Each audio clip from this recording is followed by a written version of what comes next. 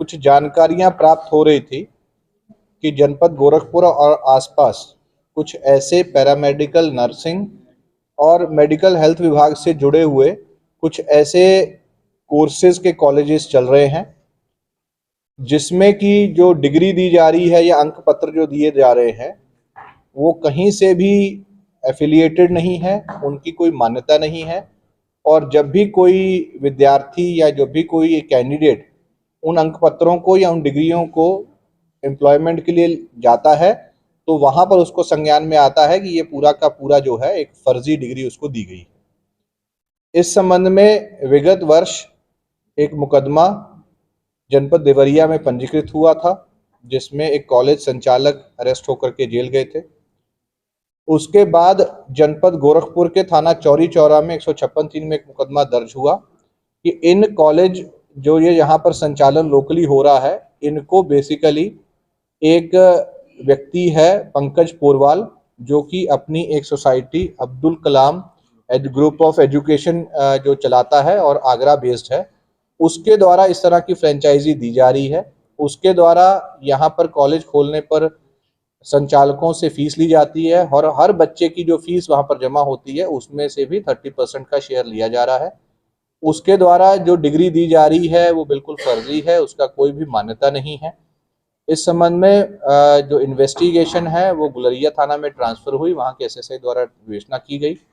इसमें आगरा भी टीम गई और जो इसमें मुख्य अभियुक्त है जब उसको पूछताछ के लिए बुलाया गया तो उसमें ये बात प्रकाश में आई कि ये सारे के सारे कॉलेज जो संचालन हो रहे थे ये बिल्कुल फर्जी थे। उसको अरेस्ट करके जेल भेजा जा रहा है। पूछताछ में ये भी बात सामने आई है कि जनपद गोरखपुर के अलावा और भी विभिन्न जनपदों में जो अभी तक पूछताछ में 14 ऐसे जनपद की बात संज्ञान में आई है या 14 ऐसे कॉलेज संज्ञान में आए हैं जहां पर इसी के द्वारा इसी तरह से ये चलाया जा रहा है, वहां पर भी उनको नोटिस भेजा गया है। कोई भी विद्यार्थी अगर उसको ये लगता है कि उसकी डिग्री इस तरह के किसी सोसाइटी द्वारा या इस तरह कॉलेज द्वारा दी गई है तो वो भी गोरखपुर पुलिस से संपर्क कर सकते हैं। इसके द्वारा जो अपने आप को एक एनजीओ के रूप में, ये अभियुक्त जो है एक एनजीओ के रूप में दिल्ली में पंजीकृत कराई गई एक संस्था है जिसमें इसके परिवार के मेंबर्स ही इस सोसाइटी में पदाधिकारी बनाए गए हैं और फिर उस एनजीओ को एक तरह से शिक्षण संस्थान के रूप में स्थापित करके एक डिग्री कोर्स चलाना, ये एक धोखाधड़ी की श्रेणी में आता है जिसमें कि इसको अरेस्ट किया गया है। इसके सोसाइटी में इसके जो और पदाधिकारी या इसके परिवार के मेंबर इसमें सम्मिलित हैं उनकी भूमिका भी चेक की जा रही है।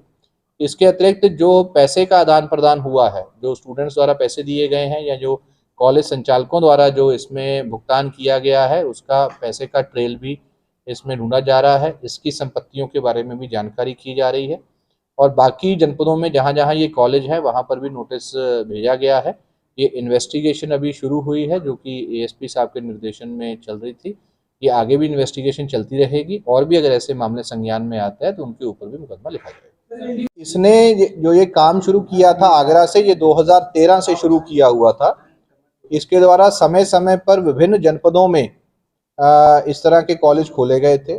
ऐसा भी संज्ञान में आया है कि इस तरह की और भी सोसाइटीज कुछ संचालित है। तो इसीलिए मेरी आपके माध्यम से सभी स्टूडेंट से ये अनुरोध है और अपील है कि कृपया जहाँ जहाँ भी वो इस तरह से पढ़ रहे हैं एक बार दोबारा से वेरीफाई कर लें।